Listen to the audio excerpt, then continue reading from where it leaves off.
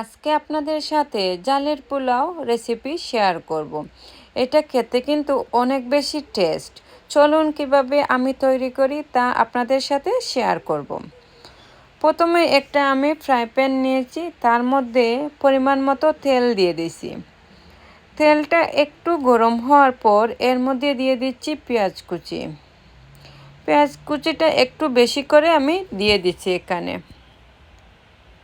এরপর দিয়ে দেব এখানে গরম মশলা। এখন দিয়ে দেব আদা বাটা আর রসুন বাটা 1 চামচ করে, দিয়ে একটু নাড়াচাড়া করে নেব। এখন এর মধ্যে দিয়ে দেব পরিমাণ মতো লবণ। পেঁয়াজটা একটু ভাজা হওয়ার পর এর মধ্যে দিয়ে দিচ্ছি আমি চিকেন। আমি চিকেনের পিসগুলো একটু বড় দিয়ে দিচ্ছি, আপনারা চাইলে ছোটো ছোটো করে দিতে পারবেন। এখন এর মধ্যে দিয়ে দিচ্ছি একটা আলু, দিয়ে আমি ভেজে নেব 5 থেকে 7 মিনিটের মতো।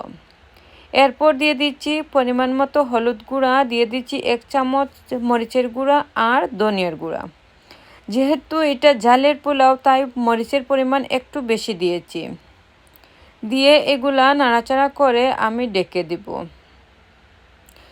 যেন মাংস থেকে যে পানি বের হবে ওই পানি দিয়ে মাংসটা সিদ্ধ করে নেব।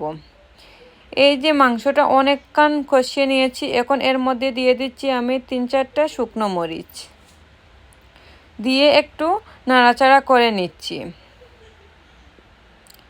এই যে আমার মাংসটা কষানো হয়ে গেছে, একদম পারফেক্ট হয়ে গেছে।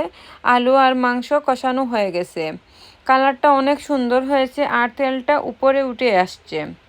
এখন এর মধ্যে দিয়ে দিচ্ছি আমি ভাতের যে চালগুলো আছে নর্মাল যেগুলা, ওইটা আমি দিয়ে দিচ্ছি। দিয়ে একসাথে সবগুলো আমি এখন আবার ভেজে নেব। 5-7 মিনিট ভাজার পর এর মধ্যে দিয়ে দিব আমি আগে থেকে সিদ্ধ করা ছোলা বুট। এটা দিয়ে দিব আমি 1 কাপ পরিমাণ মতো, যেহেতু এটা সিদ্ধ তাই শেষে আমি দিয়েছি। এখন আরও 3-4 মিনিটের মতো ভেজে নেব।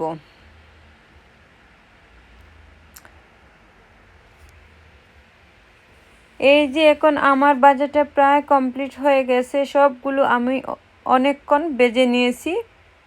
এখন আমি এর মধ্যে দিয়ে দেব গরম পানি।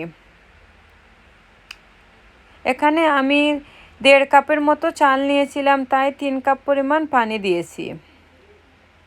দিয়ে এখন আগুনটা একটু হাই হিটে দিয়ে দেব। দিয়ে এই যে অনেকক্ষণ 3-4 মিনিট পরে একটু পানিটা কমে এসেছে, এখন আমি আগুনটা একদম কমিয়ে দিয়ে আরও 2 মিনিট রেখে দেব। এই যে আমার একদম কমপ্লিট হয়ে গেছে, রান্নাটা খুব সুন্দর হয়েছে, একবারে জোরে। আপনারা চাইলে ট্রাই করতে পারেন, এটা খেতে কিন্তু অনেক স্বাদ। আজকে এই পর্যন্ত, আপনারা সবাই ভালো থাকেন, আল্লাহ হাফিজ।